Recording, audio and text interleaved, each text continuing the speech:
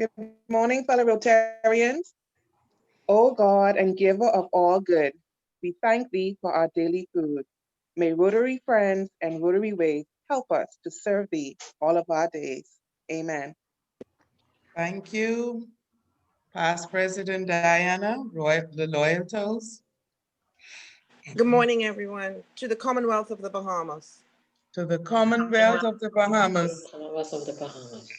Welcoming this visiting Rotarians and guests, Secretary Donnet.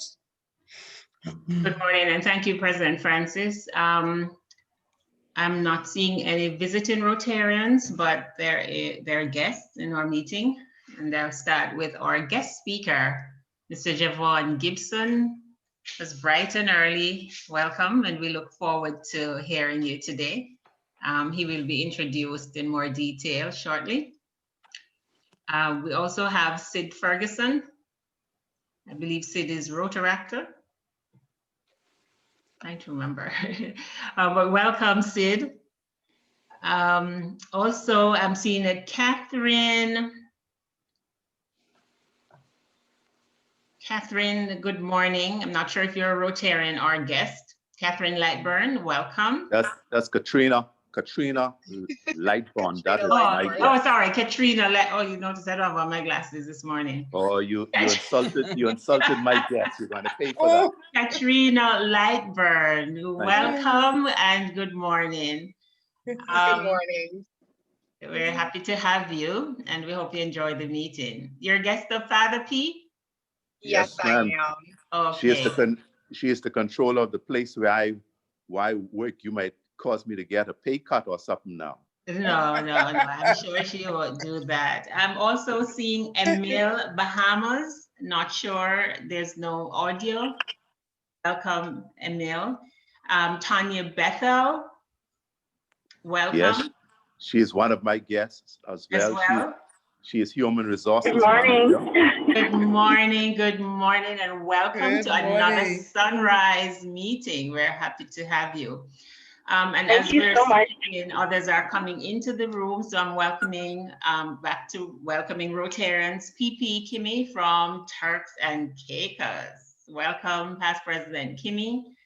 Are there other Rotarians coming in? No, I don't see any other. Help me, PDG Felix. Did you admit any other Rotarians? Can you invite, welcome my guest, Rotarian Karen Sears?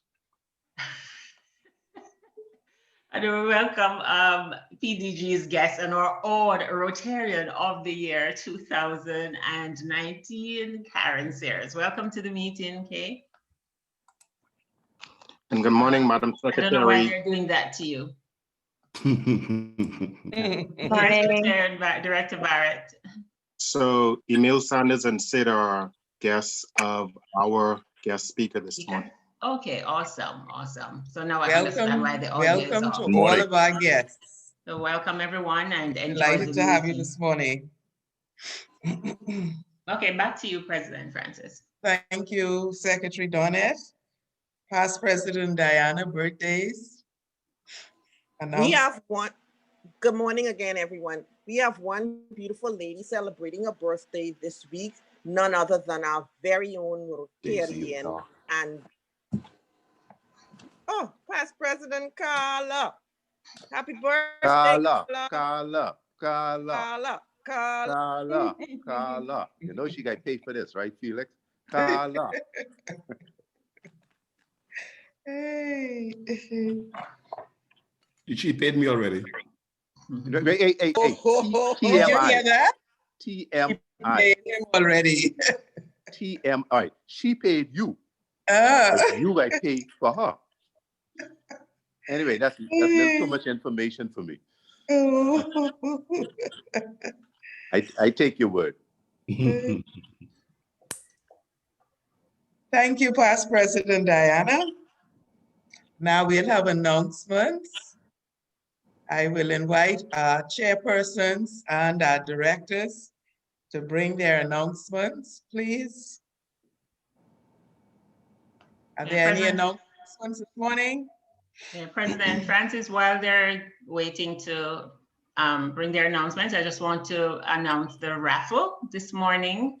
It's in the chat. The raffle is a pen set and a a charge port for your cell phones, a portable charger for your phone. So as usual, 1 for $5 and 3 for $10. If you need raffle tickets, please enter that in the chat and you can pay later. I'll contact you as to how you pay. But I'd like you to purchase your raffle ticket by the latest 7:50 so I can prepare the raffle in time to have a draw at the end of the meeting. Thank you so much. Thank you, Secretary Donnet. Good morning. Good morning. Morning. I'd just like to announce that Road to Peace is sponsoring a poem contest for students. I sent a flyer out earlier this week, and for those of you that knows students that would be interested in it, basically they have to develop a poem on peace, and there's 3 prizes, first, second, and third. So if you know of anybody, the contest is open. Thank you. Thank you to Rotarian Patrick.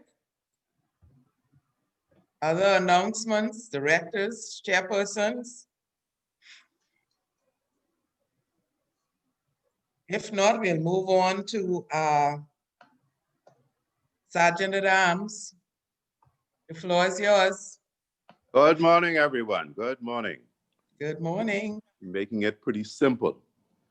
I was advised that sometimes when we fine people for pins and all that kind of stuff is the kind of nightmare for our treasurer, in that she has to deduce from who is here and who isn't there and whom to charge, etc. So we're gonna make it simple. Of course, I would charge her $2 for that idea, but we'll just simply give everybody an opportunity to express their happiness with $5. And of course, this is not necessarily in lieu of or in place of the location fee, but you could consider it whatever it is and just put in the $5. Of course, Felix got to pay for. You're wearing your pin. You get your pin? All right. Felix got to pay for his wife's birthday. And of course, whatever payment he said she made, we wouldn't get into that. But if he thinks it's worthy of another $5, then we'll take that as well. Felix, so we hit you hard this morning. I don't have enough money for that was. I wanted to hear that. All right. Well, is Leon on? Yes, he is. Leon, how you doing? Sorry. Okay, some of you might know, but I'm good. Leon is a musician and he plays in the Church of God of Prophecy band. And one time they were going to the Western Esplanade to have a baptism. You know, they baptize people in the water, immerse people in the water. So Leon saw this fellow that he knew from Batelco, and the fellow was drunk, and he knew the fellow wasn't saved. So he said, come, you want to find Jesus? Because they were going to baptize some people.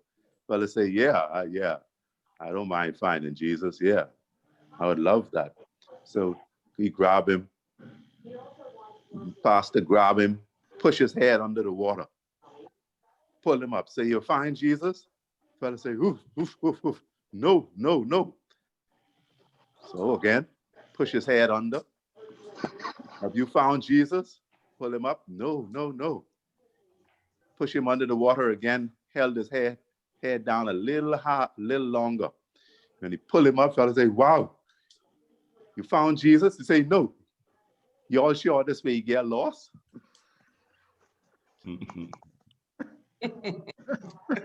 Hey, Father P. That's it. No, fine.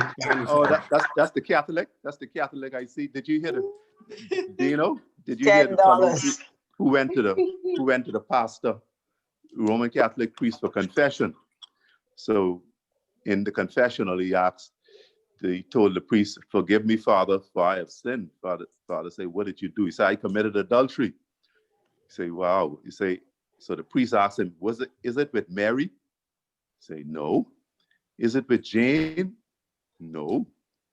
"Is it with Sue?" He said, "No, but thanks very much for the referrals."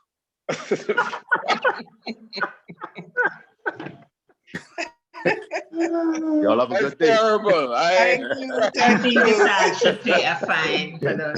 That's a good one, Dino. That's a good one, Dino. By the way, it Thank wasn't you. Dino, eh? Thank you, Father P. All right.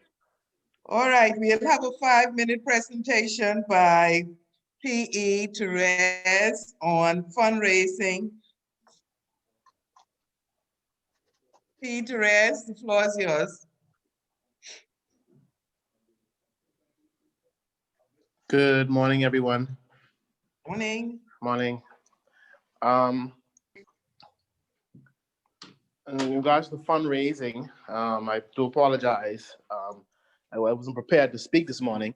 I didn't realize it was at my time to speak. Could you possibly postpone the presentation? Yes, we can.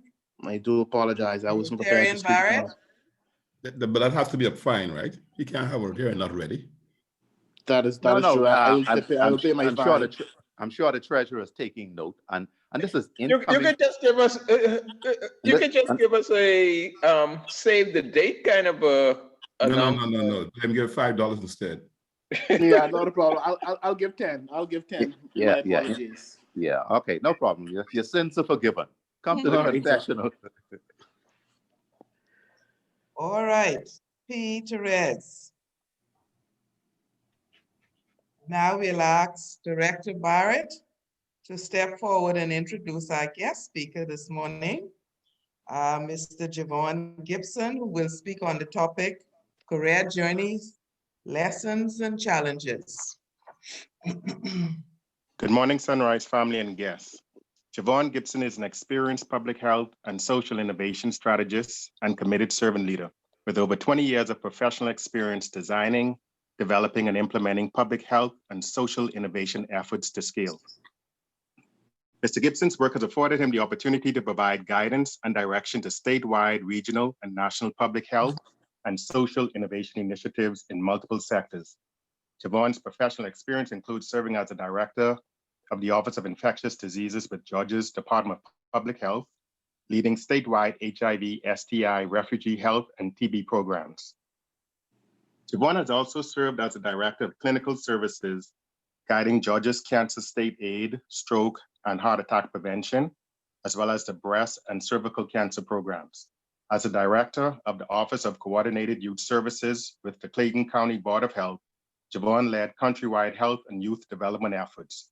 While working at Constellar Group, an international consulting firm, he served as a program manager for the Center for the Disease Control and Prevention's National Center for Workplace Excellence in HIV prevention, leading support teams in Bethesda and Georgia. For over 10 years, Jecon has served as CEO, Senior Consultant for the Community Health Solutions. CHS is a mission-driven public health social innovation consulting firm committed to working with partners and community stakeholders to address the complex health and social needs of marginalized communities. Under Jecon's leadership and the collaborative efforts of an extensive network of community stakeholders, partners, and committed agents, CHS has grown exponentially, driving innovative initiatives throughout Georgia. As a consultant, Jecon has supported and advised numerous local, state, and national agencies and institutions of higher learning, including the CDC, the University of Florida, Emory University, the Georgia Department of Community Health, and a wide range of NGOs. As of January 2021, Jecon assumed the role of CEO of the Fulton DeKalb Hospital Authority, an integral component of the healthcare ecosystem in the greater Atlanta area that works to eliminate health disparities in the region. The FDHA owns Grady Hospital and its affiliates. Of his accomplishments, Jecon touts his ability to convince his wife of 22 years, Yolanda, to continue to love him every day. The couple has a 15-year-old son, Miles, and a 22-year-old daughter, Anaya. Everyone, please welcome my good friend, my brother, Jecon Gibsion. Welcome. Good morning. Good morning, everyone. Thank you so much for this invitation. I thank you for the opportunity to speak to you. It is early to have this conversation, and I commend you for just the sheer volume of Rotarians and guests that are on this call. Before coffee, before energy drink, before anything, and everyone seems so vibrant. So I thank you for the opportunity to speak to you. And I will try to make this brief, unlike that bio, which clearly was not brief. I tried to make that brief as well. I consider it an honor to be here, primarily because I find myself amongst a group of folks whose heart I know directly aligns with mine. And how do I know this? Well, very simply, the very work of the Rotary directly aligns with what I have called my life's purpose. So I'm going to go ahead and share my screen, and we're going to, hopefully, I'll be able to share my screen.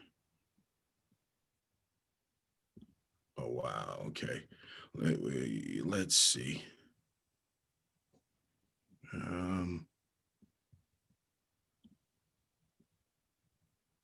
Okay.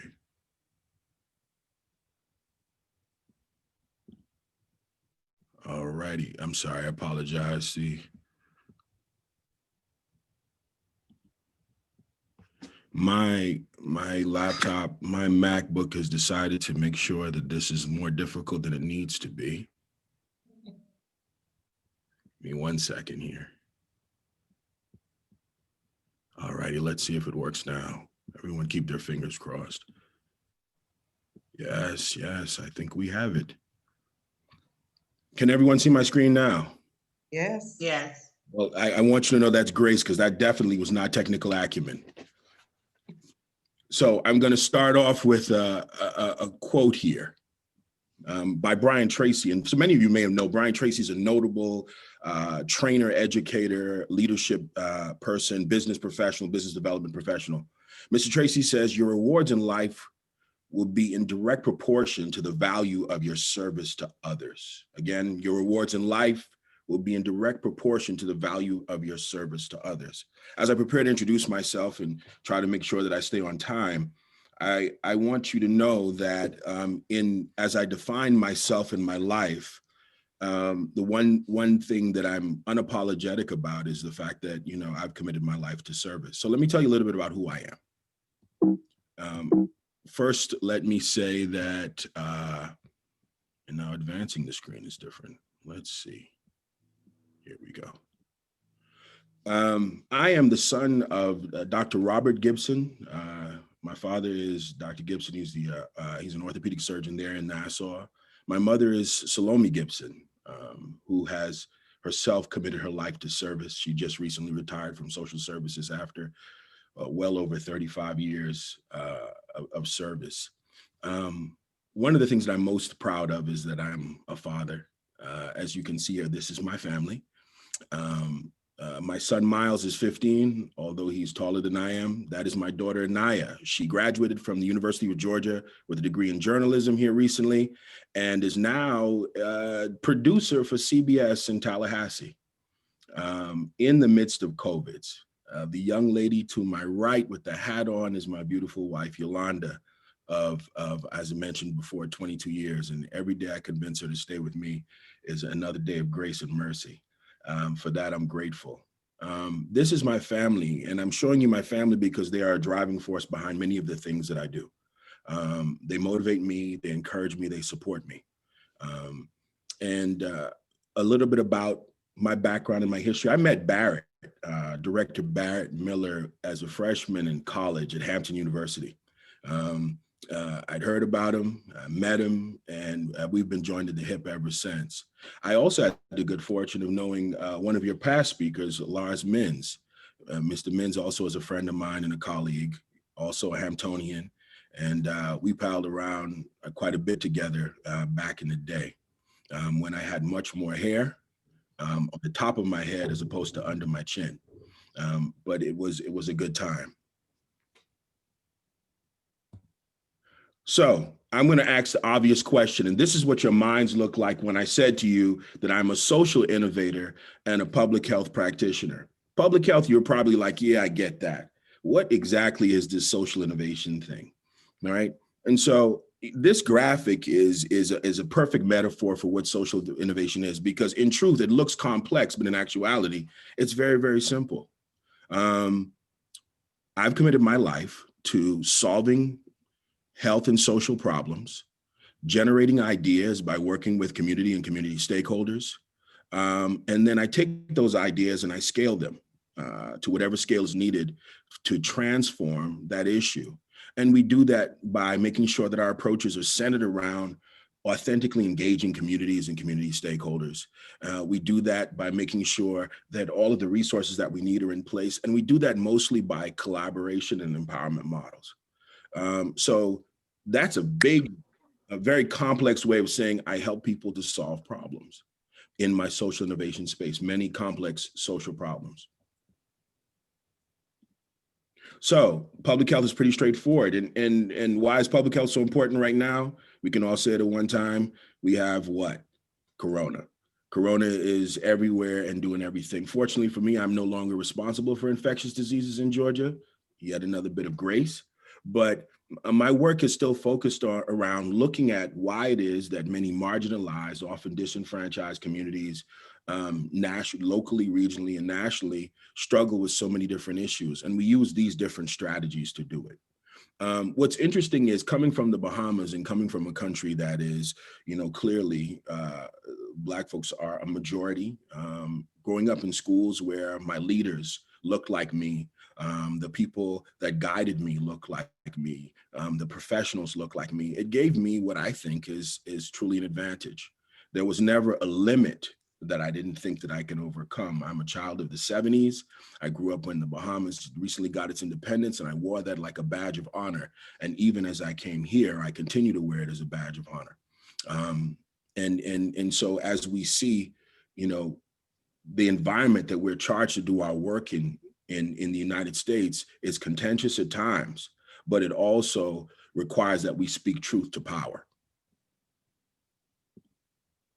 So this is a vocational segment. This is an excellent segue into who I am, challenges, and lessons learned. When we talk about vocation, there are a couple of definitions that come to mind, right? So there's a traditional definition and the one that is used more commonly, a trade or profession, right? There's another definition here, a person's employment or main occupation, especially regarded as their work or requiring a great dedication, right? So when we think vocation, we think, this is my job, this is what I do. I would caution you and tell you that one of my greatest lessons learned, and the thing that sort of charted me on this path to this work, has been this last piece.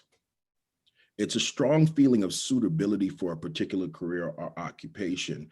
And the emphasis here is a feeling of suitability. When I started the conversation, I talked about the importance of being a servant. And so now segueing into my background, I mentioned I went to Hampton, which for those of you who know anything about that field or that space means that you are now equipped to do absolutely nothing except work in a lab and teach high school. And so my father's a surgeon. I thought I wanted to be a doctor, only to realize that that was not what I wanted, and not even what he wanted for me. I literally sat, and Barrett knows this place well, in front of a convenience store directly across the street from the university. Just recently graduated, thinking about what I'm going to do in my life. And I opened up a book, and it was for Old Dominion University. Barrett is also a graduate of Old Dominion University. And I literally went through courses and looking to see what I wanted to do with my life. And the one thing that resonated with me was this program called Urban Studies in Public Administration. And essentially the piece in urban studies simply said, you know, helping communities and urban epicenters address the complex needs of marginalized populations. And I thought to myself, man, that sounds like good work. That I could commit myself to helping people, the least of these, solve problems. I had a tenet that I lived my life by at a very young age, and it was, to whom much is given, much is required. And so I started on that path. I went to Old Dominion University. I graduated in 2 years. Brad and I went to graduation together. And I started working with nonprofit organizations. That work would then lead me into the field of public health, which was a great marriage of my biology degree and my understanding of science and my passion to serve people and communities. Ironically, I didn't even know that there was a such thing as a master's of public health. It's just that my steps were ordered and I was fortunate to go in that direction. Fast forward to a couple of years later, I worked for the Virginia Department of Health, managing programs and managing HIV initiatives. I ended up coming to Georgia. I came to Georgia and I realized that as a general proposition, you know, Georgia isn't always on the front of most things. Unlike the recent election, Georgia typically is at the top of every bad list and at the bottom of every good list. And that created a great crucible for me to begin what would eventually become my career. I want to talk to you about my guiding principles. And I'll do it in tangent with my career path. I was fortunate to get a position with an international consulting firm. And it was one of the most difficult careers in my life. It was challenging, it stretched me. But in that space, I realized I redoubled my commitment to being an answer to solving problems. But I wanted to do it in a very authentic way. I realized that the driver for many consulting firms, particularly those types of consulting firms, was revenue. But I truly wanted to be an answer. I wanted to solve problems. I felt as though that was my calling and a part of my purpose. And so I started doing that work on my own. I started Community Health Solutions 10, almost 11 years ago with a church. I went to a church and I said, you know, you could probably benefit from grant money because you've got all of these community initiatives that you're doing and we're only using, you know, the money that's coming in from the church. You know, maybe there's some opportunities and maybe I can help. I want you to sit with that, maybe I can help. You're not going to believe this. For 9 years, I never charged an organization $1 for my services on the front end. My model was very simple. If I believed in what you did, then I would support you. I would serve you. Many times I would work for CEOs and organizations and they would leave me in their office and come back the next morning and I would still be there working for them for free.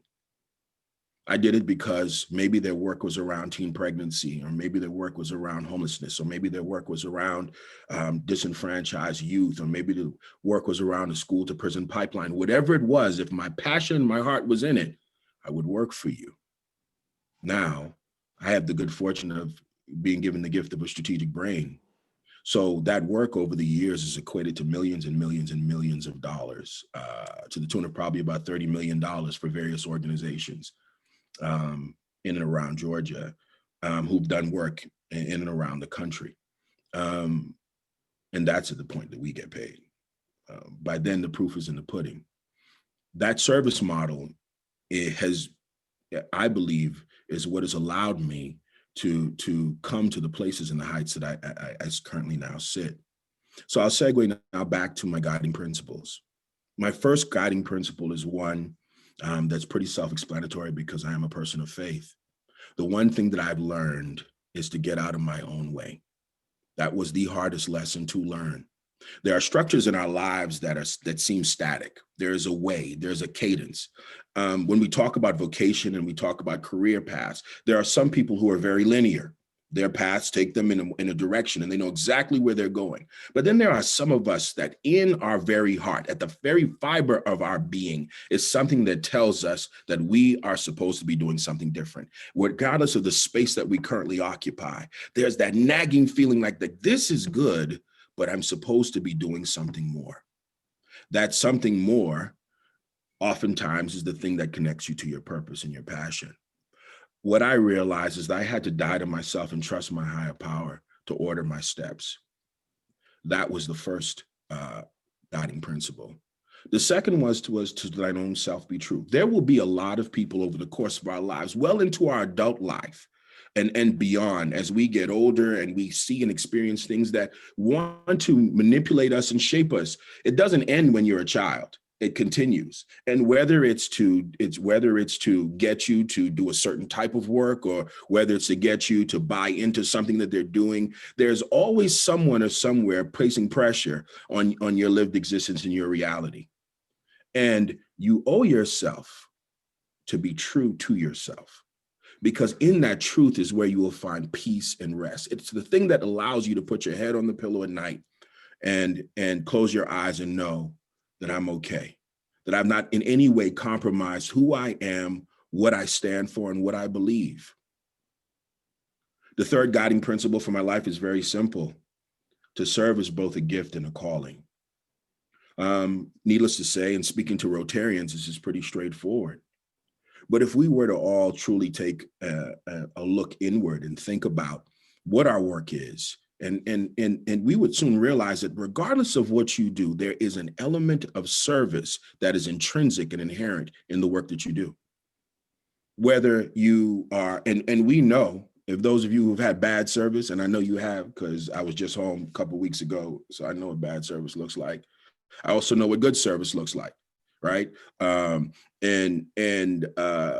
You know, if you've ever had bad service, you know what it's like to come into a space and someone celebrates your presence and your experience. You want to come back. It validates you. You are important to me. And you know what it's like to come into a place like we did, sitting in a restaurant. A lady comes, stands next to the table in the restaurant and says nothing. And I'm like, hey, sweetheart, how are you? Good. So I didn't say anything because she didn't say anything. Now, I was hungry at this point. My stomach was burning, but she clearly wasn't interested. So I waited a little while longer and I said, are you here to help us? Yeah, what you want? So I said, some food would be nice. Well, what you want? In everything. So here we are, folks. This is a teachable moment, right? No, it wasn't. I was too hungry. I didn't have time to teach right then. Peas and rice, macaroni and cheese, please, and cracker. I didn't have time. I just didn't have time. But the reality of it is, when you decide that whatever it is that you choose to do or you are called to do, that you do it with the heart of a servant's heart, you are guaranteed to reap a reward. You are guaranteed to reap a reward. When you come into it and say, I will bring my best and best representation of myself. And if you're willing to say, even at my best, if I fall short, I humbly ask that you give me an opportunity to improve upon myself.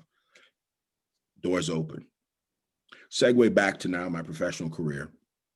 True story.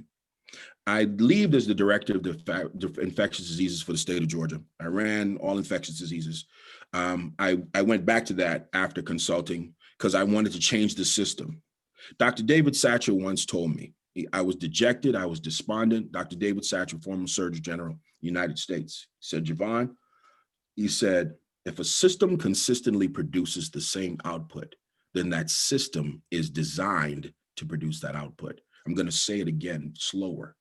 If a system consistently produces the same output, then that system is designed to produce that output. Ladies and gentlemen, what that means is we find ourselves in the same situation, dealing with the same issues over and over and over again. We have a systemic issue. We have a design issue. I realized that the system in Georgia was designed to keep my people in an oppressed space. So I stepped outside and, you know, I left. I got a call. Folks told me that, listen, we really need your help, so on and so forth. And I said, no, I can't. I said, I'm different. They said, listen, Jecon, we've got a very short timeline. The CDC is changing their funding algorithm for all the states. And if we don't produce this report in 3 months, and if we don't do it by bringing in all these stakeholders you're the only person we know who could do it. I said no twice. The second time she called, she knew I was a person of faith. She said, will you at least pray about it? And I said, you know what? I'm wrong. I should have. I did. I prayed about it. Fast forward. I do the work. I start doing the work. I get my first contract. Great. My second contract, it slowed down. Then all of a sudden, I'm on my way to Kenya to do some work for CDC, and I get a call. The call says, hey, Mr. Gibson, this is such and such from the AJC. I want to talk to you about your work with the Georgia Department of Health as a blah, blah, blah. Fast forward, let me tell you basically what happened. Some dude probably wrote on a piece of toilet paper, this Mr. Gibson has gotten, $1 million in contracts as an executive with the State Department and da-da-da-da-da. And those contracts were not bid. Well, they weren't bid because the system was flawed. It took 7 months to pass a contract. They had 2 months. And folks who look like me were not going to get HIV prevention dollars. Backstory, part of this backstory is Georgia gives $0 to HIV prevention, and we're 5th or 6th worst in the country. I did it out of the goodness of my heart. I did it, and I felt persecuted. My name was on the front page of the newspaper. They did an incredible investigation. I'm talking about Georgia Bureau of Investigations. I mean, they went in, and all the time I'm like, God, but you told me to do this. And he said, continue to serve. So I did. I didn't defend myself. I didn't say anything. The investigation's finished. I'm the last person they called to ask a question to. I come into a room with 7 older white men, sit down in my suit, unmoved by the situation. And they slid me a piece of paper and said, well, you know why you're here, son? Well, we want you to know we didn't find anything. There's nothing there. And I said, I could have told you that. Could have saved you some time. Could have come to me first. He said, well, it doesn't work that way. But, you'll get an apology and the state will do that. It never came. I remember thinking my career is over. Why am I telling you this? I had to be true to myself. And service is both a gift and a calling, but it also comes with persecution at times. They never did that apology. They never retracted anything. But as I sit before you here, I now, as last week, I started as the CEO of the largest healthcare system in the state of Georgia, almost $1 billion enterprise. And they called me. I didn't choose, I didn't ask, I wasn't looking for it. And I only took it because it's a part of my calling, serving medically indigent folks, which is a large majority of the folks that are marginalized in Metro Atlanta. I took it because there are no failures, there are only lessons learned. So these are my lessons learned, ladies and gentlemen. Time is your greatest resource and your greatest enemy. Mm-hmm. Do not assume that you have time to waste.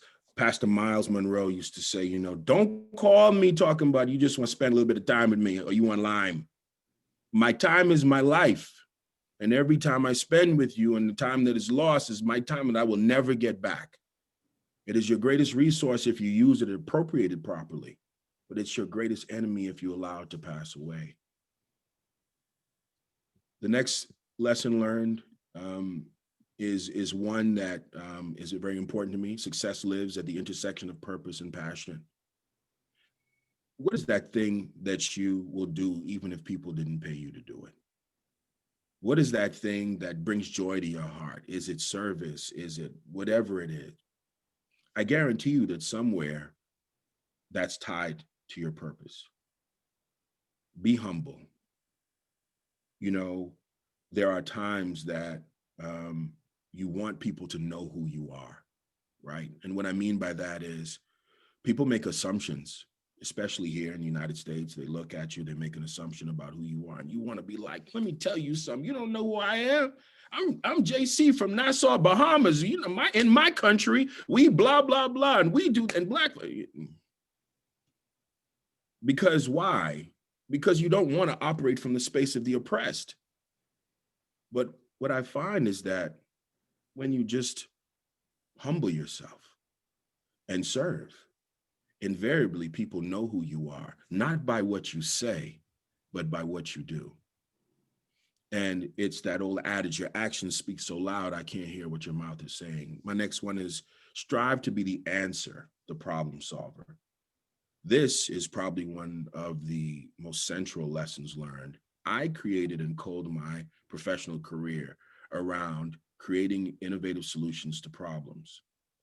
The reason why I could approach an organization and say, I will work for you for free is because I knew that they were working on a problem that had to be solved. I also knew that if I helped them to solve that problem, there would be an ROI, there'd be a return on investment, not the least of which would be I would get to see someone's life improved somewhere. And so in that space, it made it easy. Strive to be the answer. When you become the solution, you never have to worry about what you do or how to do it. And lastly, faith, focus, and discipline are unstoppable. If you stand on a strong foundation of faith, you die to yourself every day. You focus on the last thing that you've been told to do. What is the last thing that you were told to do? And you do it with obedience and discipline that's unwavering. There is nothing, and I challenge you on this, there's absolutely nothing that can stop you. Ladies and gentlemen of the Sunrise Rotary, that is my presentation. Thank you for your time. Thank you for that powerful presentation this morning. Rotarians, the floor is open. Please ask your questions. Good morning, Madam President. Let me get started. One, yes, sir. Not a question, some comments. I think that this was an excellent presentation. I know your father well, and I have to tell him how well you made him look this morning. Thank you. I also have to say to you that Rotarian Barrett has now moved one notch higher in my view, because you're always known by the friends you keep. He's keeping some very good friends. So congratulations to you and Barrett on that. But your words were point on, and I said to Barrett privately that you should be a Rotarian. We need to find somebody to make that personal and put that into place. So I am going to ask Barrett for your contacts and send your contacts to a good Rotary colleague of mine in Atlanta and have him contact you. Because I think that you can serve Rotary well, and Rotary can serve you well in your career objectives.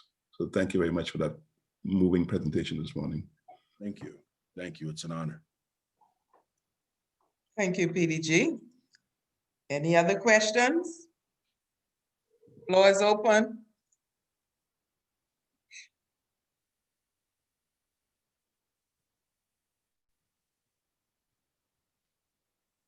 You got the mouth flawed, man. Your presentation was too good. Yes. Excellent, excellent. And now we'll invite, there being no other questions, we'll invite AG Carla to bring the vote of thanks, please. Thank you, Madam President. I am looking at the comments in the chat, and I think our guest speaker should look at them as well, because I can't do much better than yes. And that's perhaps why persons haven't actually asked questions. But some lessons learned. Time is your greatest resource. Be humble, strive to be the answer. Faith, focus, and discipline are unstoppable. Thank you so much, Mr. Jecon Gibsion, on behalf of the President and members of the Nassau Club of Sunrise, for inspiring us and for reminding us of the lessons that we should be learning from persons like you who have gone, and surely you're suitable for your particular career. We took a lot for you. For us, this is Vocational Services Month, and you reminded us that an element of service is intrinsic in everything that we do. Thank you for the time to remind us. There were so many nuggets. We're so proud of you. It's good to see somebody who looks like us. It's good to see somebody from the soil making their mark. May God continue to bless you. I know you're a good man because I see your wife in here, and she's the one making great comments about you in the chat. Oh, boy. She is. So you've done well. That's enough. Sufficient. I can't take her anywhere. I can't. She's a good woman. You did well. Yeah, So yeah. thank you so much for spending this time this morning with us. And I really, really think more persons need to hear you and need to see you. Thank you for the inspiration. Thank you for your time, because time, as you've indicated, is really important. Thank you and have a wonderful day. Thank you. It's an honor. Thank you. Be blessed. Thank you. Thank you, A.G. Kala. And now we'll invite the raffle by Secretary Donnet. Okay, so we're a little earlier than I thought. So let me bring that up 1 second. Let me share my screen.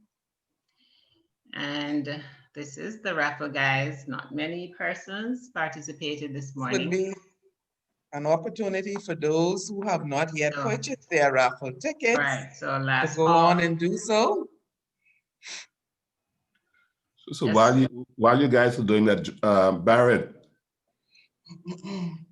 Anyone else? Where's Barrett? Yeah, I'm here, Felix. Perhaps we need to create a wider Rotary audience for Jevon, because his message is so powerful. I think more people need to hear that. Yes. And I can help. RCOB will help. Rotary Clubs of the Bahamas. There you go. So the two of y'all Good mind, very good mind, PDG Felix. You must be married to a very good person. Good mind. Most definitely, most definitely. Yes. Barrett, congratulations. If I may just say, Barrett, congratulations for bringing some good people. Yes. Felix said that a man is known by the company he keeps.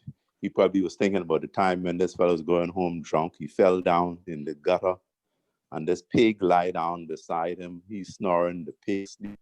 This old lady passed and said, a man is known by the company he keeps. And the pig got up and walked away.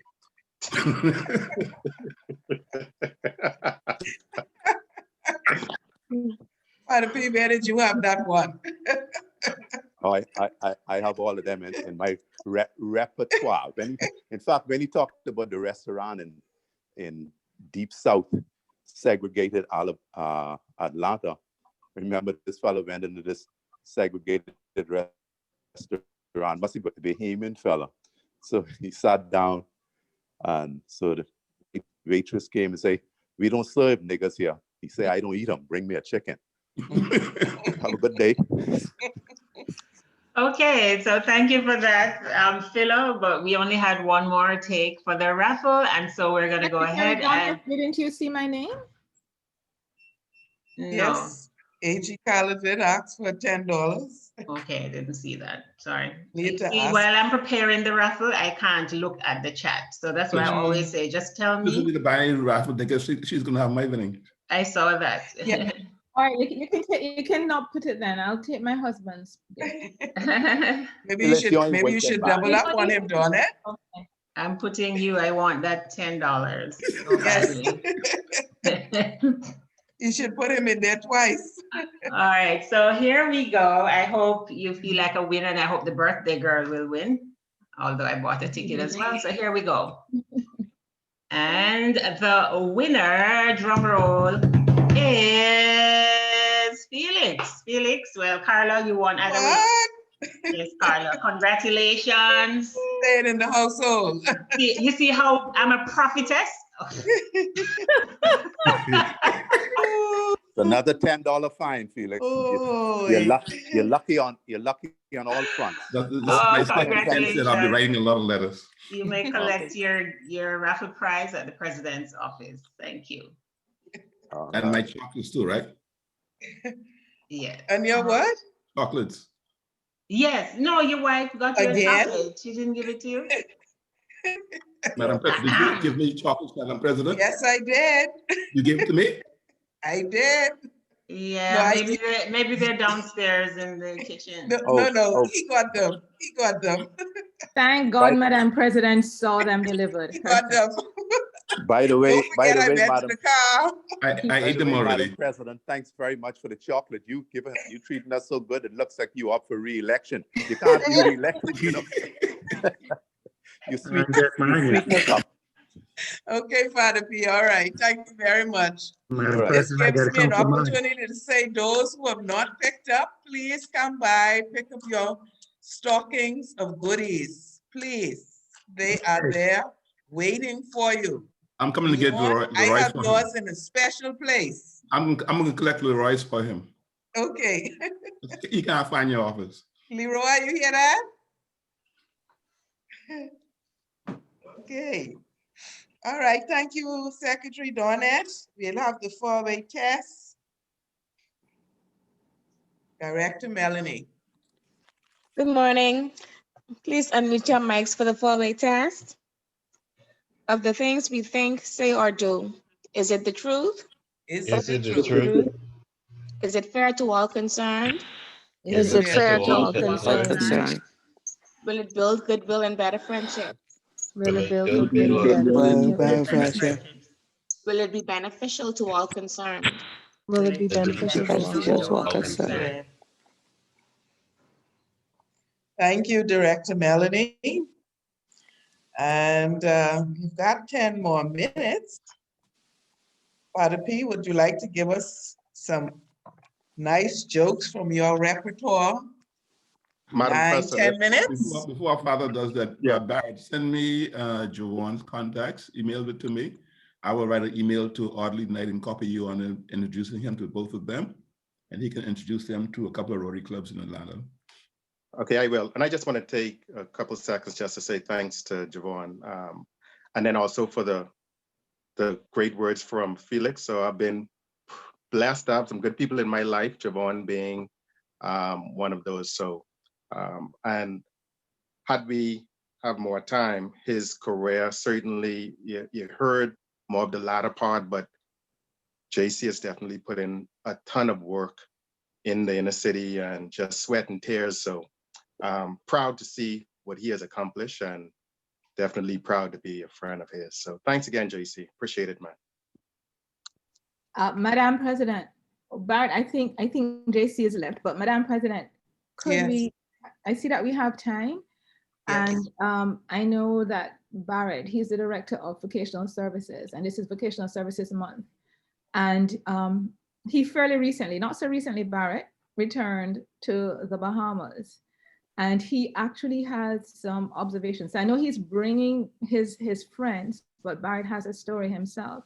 And I just wondered if I could put him on the spot in 3 minutes, maybe not about himself, but he has some observations. He's been thinking about how to get persons back to serve or to use their vocation to serve the Bahamas. And it may be an idea that is properly casted here. So I'm wondering if you could take the time to do that, the time that you have, that you wanted to fill.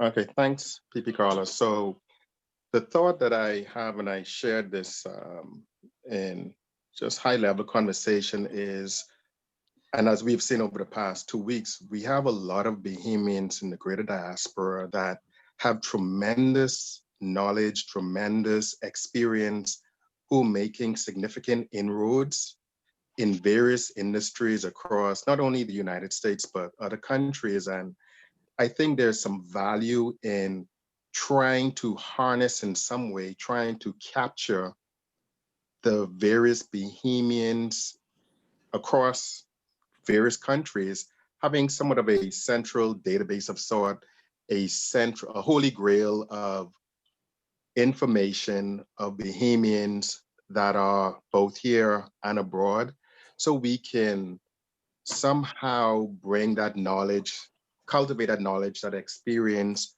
and bring value back to our country.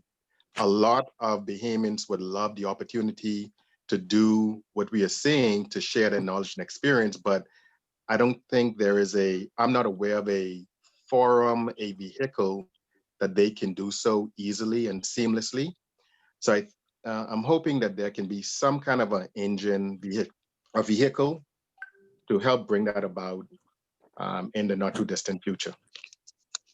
So Barry, that's an excellent idea. Let me give you a thought. Why don't we, instead of chasing these guys down and making them Rotarians in Atlanta and wherever else they are, why don't we form a satellite club to NASA Sunrise, get these guys and ladies together and have a dialogue in a satellite club and see how we can bring some of these ideas to fruition. We could eventually, if we wish to eventually move them from a satellite club to a local club in their home states. But if we can get them together to start in the dialogue as a satellite club to NASA Sunrise, we can probably use their ideas and even their efforts to help make our country a better place to be. Excellent. Sounds like a great idea. Excellent. Great idea, Felix. Yes. Excellent. Yeah. So Barrett, I want to go ahead. Someone No, is about to I was just say saying, something. Felix, so yeah, so there's, yeah, we definitely should look at that and see how we can bring that about. So thanks for that idea. Okay, well, let you and I talk, we'll make it happen. Will do. Awesome. Awesome, awesome. Thank you, Barrett. Oh, by the You've way, done a is wonderful job. Karen Pinder? Is Karen? Yes, sir. Karen. ICA, Good morning. you should be involved in that effort. Yes, certainly. I'll reach out to you guys.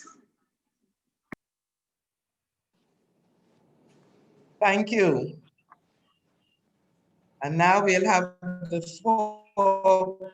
final toast by Admin Chair Leon. Thank you, Madam President. Fantastic presentation. Congratulations, Barry. I like the idea, Felix.